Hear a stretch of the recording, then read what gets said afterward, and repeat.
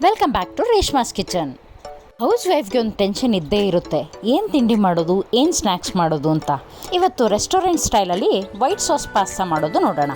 ಈ ರೆಸಿಪಿನ ನೀವು ಮನೇಲಿ ಮಾಡಿದ್ರೆ ರೆಸ್ಟೋರೆಂಟ್ಗೆ ಹೋಗಿ ಪಾಸ್ತಾ ತಿನ್ನೋದೇ ಮರ್ತು ಹೋಗ್ಬಿಡ್ತೀರಾ, ಮನೇಲೇ ಮಾಡ್ಕೊಂಡು ತಿಂತೀರಾ. ಅಷ್ಟು ಈಸಿಯಾಗಿ ಅಷ್ಟು ಟೇಸ್ಟಿಯಾಗಿ ಮನೇಲೇ ಮಾಡೋಂಥ ರೆಸಿಪಿ ಇದು. ಈಗಿನ ಕಾಲದ ಮಕ್ಕಳಿಗಂತೂ ಪಿಜ್ಜಾ, ಬರ್ಗರ್, ಪಾಸ್ತಾ ಅನ್ನೋದೇ ಇಷ್ಟ ಆಗೋದು. ಅದು ನೀವು ಮನೇಲಿ ಮಾಡಿಕೊಟ್ರೆ ಹೆಲ್ದಿಯಾಗಿ ತಿನ್ಬೋದು. ವೈಟ್ ಸಾಸ್ ಪಾಸ್ತಾ ಮಾಡೋಣ ಬನ್ನಿ. ಒಂದು ಕಡಾಯಲ್ಲಿ 2 ಲೀಟ್ರಷ್ಟು ನೀರು ತಗೊಂಡು ಅದಕ್ಕೆ ಉಪ್ಪು ಮತ್ತು 1 ಚಮಚದಷ್ಟು ಎಣ್ಣೆ ಹಾಕ್ಕೊಂಡಿದ್ದೀನಿ. ನಾನಿಲ್ಲಿ 2 ಥರದ ಪಾಸ್ತಾ ಯೂಸ್ ಮಾಡ್ತಾ ಇದ್ದೀನಿ. ನೀರು ಕುದ್ಮೇಲೆ ಇದೆರಡೂ ಪಾಸ್ತಾನ ಹಾಕ್ಕೋತಾ ಇದ್ದೀನಿ. ಹಾಕ್ಕೊಂಡು ಮೀಡಿಯಮ್ ಫ್ಲೇಮಲ್ಲಿ 10 ನಿಮಿಷ ಬೇಯಿಸ್ಕೋಬೇಕಾಗುತ್ತೆ. ನೀವು ನೈಫಲ್ಲಿ ಕಟ್ ಮಾಡಿದ್ರೆ ಈ ಥರ 2 ಪೀಸ್ ಈಸಿಯಾಗಿ ಆಗಬೇಕು, ಆಗ ಪಾಸ್ತಾ ಬೆಂದಿದೆ ಅಂತ ಅರ್ಥ. ಬೆಂದಾದ್ಮೇಲೆ ಅದನ್ನ ತಣ್ಣೀರಲ್ಲಿ 2 ಸತಿ ತೊಳೆದು ಸೋಸಿ ಸಪ್ರೇಟಾಗಿ ಎತ್ತಿಟ್ಕೊಳ್ಳಿ. ಅದು ಒಂದಕ್ಕೊಂದು ಅಂಟ್ಕೋಬಾರ್ದು.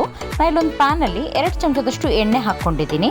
ಎಣ್ಣೆ ಕಾದ್ಮೇಲೆ ಅದಕ್ಕೆ ನಾನು ಸ್ವೀಟ್ ಕಾರ್ನ್, ಹೆಚ್ಚಿಟ್ಟಂಥ ಕ್ಯಾಪ್ಸಿಕಮ್, ಬ್ರಾಕ್ಲಿ, ಮಶ್ರೂಮ್, ಜುಕಿನಿ ತೊಗೊಂಡಿದ್ದೀನಿ. ನೀವು ನಿಮಗೆ ಬೇರೆ ಯಾವ್ದಾದ್ರು ತರಕಾರಿ ಇಷ್ಟ ಇದ್ದರೆ ಅದು ಹಾಕ್ಕೋಬೋದು.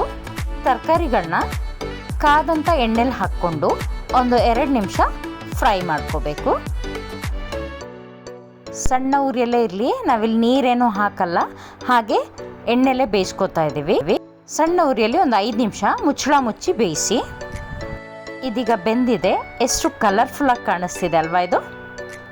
ಈಗ ಇದಕ್ಕೆ ರುಚಿಗೆ ತಕ್ಕಷ್ಟು ಉಪ್ಪು ಹಾಕ್ಕೊಳ್ಳಿ. ಹಾಕ್ಕೊಂಡು ಮಿಕ್ಸ್ ಮಾಡಿಕೊಂಡು ಇನ್ನೊಂದು 2 ನಿಮಿಷ ಬೇಯಿಸ್ಕೊಳ್ಳಿ. ನಾನು ಉಪ್ಪು ಬಿಟ್ಬಿಟ್ಟು ಇನ್ನೇನು ಆ್ಯಡ್ ಮಾಡಿಲ್ಲ ಈ ತರಕಾರಿಗೆ. ಮುಚ್ಚಳ ಮುಚ್ಚಿಬಿಟ್ಟು 2 ನಿಮಿಷ ಬೇಯಿಸ್ಕೊಂಡಿದ್ದೀನಿ. ಬೆಂದಾಗಿದೆ, ಇದನ್ನ ಸಪ್ರೇಟಾಗಿ ಎತ್ತಿಟ್ಕೊಳ್ಳಿ. ಇನ್ನೊಂದು ಕಡಾಯಿಗೆ ಒಂದು 3 ಚಮಚದಷ್ಟು ಬೆಣ್ಣೆ ಹಾಕ್ಕೊಳ್ಳಿ. ಯಾರಾದರೂ ಹೊಸ ವ್ಯೂವರ್ಸ್ ಇದ್ದರೆ ಈ ಚಾನಲ್ನ ಲೈಕ್ ಮಾಡಿ, ಕಮೆಂಟ್ ಮಾಡಿ, ಸಬ್ಸ್ಕ್ರೈಬ್ ಮಾಡಿ, ಹಾಗೆಯೇ ಸೈಡಲ್ಲಿರೋ ಬೆಲ್ಲೈಕನ್ನ ಕ್ಲಿಕ್ ಮಾಡಿ. ಬೆಣ್ಣೆ ಕರಗಿದ ಮೇಲೆ 2 ಚಮಚದಷ್ಟು ಮೈದಾ ಹಾಕ್ಕೊಳ್ಳಿ. ಮೈದಾ ಗಂಟಾಗದ ರೀತಿ ನೋಡಿಕೊಂಡು ಕಲಿಸ್ಕೋಬೇಕು. ನಿಧಾನಕ್ಕೆ ಚೆನ್ನಾಗಿ ಮಿಕ್ಸ್ ಮಾಡ್ಕೊಳ್ಳಿ. ಗಂಟಾಗಬಾರ್ದು, ಗಂಟಾಗದ ಥರ ನೋಡ್ಕೊಳ್ಳಿ. ಉರಿ ಆದಷ್ಟು ಸಣ್ಣ ಉರಿಯಲ್ಲೇ ಇರಲಿ, ಸೀದ್ ಹೋಗಬಾರ್ದು. ಇಲ್ಲಿ ಸೀದ್ ಹೋಗೋ ಚಾನ್ಸಸ್ ತುಂಬ ಇದೆ, ಆದ್ದರಿಂದ ಸಣ್ಣ ಉರಿಯಲ್ಲೇ ಇಟ್ಕೊಂಡು ಮಿಕ್ಸ್ ಮಾಡ್ಕೊಳ್ಳಿ.